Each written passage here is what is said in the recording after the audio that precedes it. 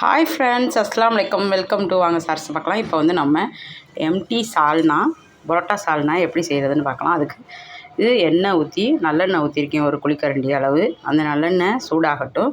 சூடாகணுன்னு நம்ம தாளிக்கிறதுக்கு வந்து நான் ஏலக்காய், பட்டை, இந்த பூ, இந்த பிரிஞ்சி பூன்னு சொல்லுவோமா, இது என்ன பூன்னு தெரில, இந்த பூ, ஸ்டார் என்எஸ்சி, அதுக்கப்புறம் ஜாதி பத்திரி, இது பிரியாணி இலை, தக்காளி, ஒரு தக்காளி, பெரிய தக்காளி நறுக்கி வச்சுருக்கேன், ஒரு பெரிய வெங்காயம் நறுக்கி வச்சுருக்கேன், கொத்தமல்லி, புதினா, பச்சை மிளகாய், இது தாளிக்கிறதுக்கு.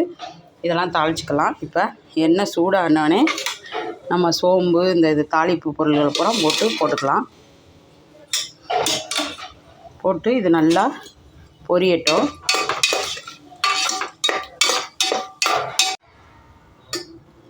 நல்லா பொரியட்டும். பொரிஞ்சதுக்கப்புறம் நம்ம பார்க்கலாம். இது நல்லா எண்ணெயில் பொரிஞ்சதுக்கப்புறம் நம்ம வெங்காயத்தை போட்டுக்கலாம்.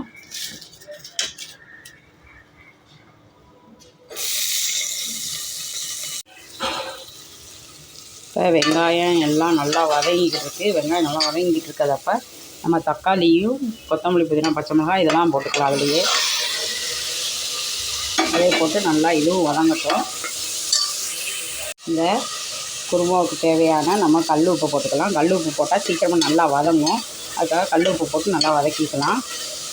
இதை குக்கரில் வச்சா நம்ம விசில் போட்டு கொதிக்க விட்டுக்கிட்டு இருக்கிற நேரத்தில் விசில் போட்டு நல்லா அந்த குருமா நல்லா சீக்கிரமாக ரெடி ஆகிடும். இப்போ நான் இடித்து வச்சுருக்க பூண்டை நான் போட்டுக்கிறேன். இஞ்சி பூண்டு பேஸ்ட்டும் கொஞ்சம் ஒரு ஸ்பூன் அளவுக்கு போட்டுக்கோங்க. போட்டு இந்த பூண்டை வந்து சும்மா இடித்து வச்சுருக்க பூண்டையும் போட்டுக்கோங்க. தக்காளி எல்லாம் வெங்காயம் எல்லாம் வதங்கிடுச்சு. வதங்கினதுக்கப்புறம் நம்ம மசாலா பொடி போட்டுக்கலாம். ஒரு ஸ்பூன் மிளகாத்தூள், ஒரு ஸ்பூன் சிக்கன் மசாலா, ஒரு 1/4 ஸ்பூன் பட்டை கிராம் தூள், மஞ்சள் தூள் 1/4 ஸ்பூன், இது எல்லாத்தையும் நம்ம போட்டுக்கலாம். இந்த குருமாவில் டேஸ்ட்டு கொடுக்குறது இந்த சிக்கன் மசாலாவே. சிக்கன் மசாலா மிஸ் பண்ணாமல் போடுங்க. எல்லாத்தையும் நல்லா இந்த மசாலாவெலாம் அந்த இதில் நல்லா பச்சை வாசம் போகிற அளவுக்கு பிரட்டி விட்டுக்கலாம். பாருங்கள், இப்போ பச்சை வாசம்லாம் போயிடுச்சு. நம்ம இந்த கிரேவியாக வேணுமா, இல்லை குருமா வந்து நம்ம ஹோட்டலில் கிடைக்கிற குருமா மாதிரினா கொஞ்சம் தண்ணியாக இருந்தால் தான் நல்லாயிருக்கும். அதுக்கு தக்கன நம்ம தண்ணி ஊற்றிக்கலாம். தண்ணி நான் ஒரு செம்பு அளவுக்கு நான் ஊற்றிருக்கேன்.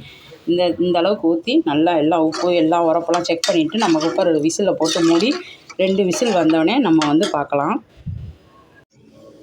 இப்போ நல்லா விசில் போயிடுச்சு. பாருங்கள், விசில் போயிடுச்சு. நம்ம திறந்து பார்த்துக்கலாம்.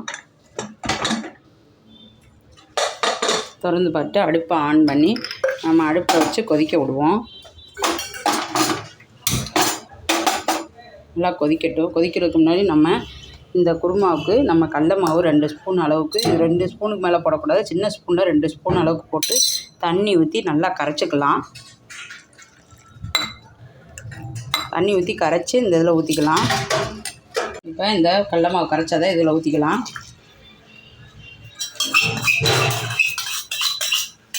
ஊற்றி நல்லா கொதி வரட்டும். கொதி வந்ததுக்கப்புறம் நம்ம பார்க்கலாம். பாருங்கள், இந்த அளவுக்கு நல்லா குழம்பு எண்ணெய் பிரிஞ்சு நல்லா கெட்டியாகி வந்துருச்சு.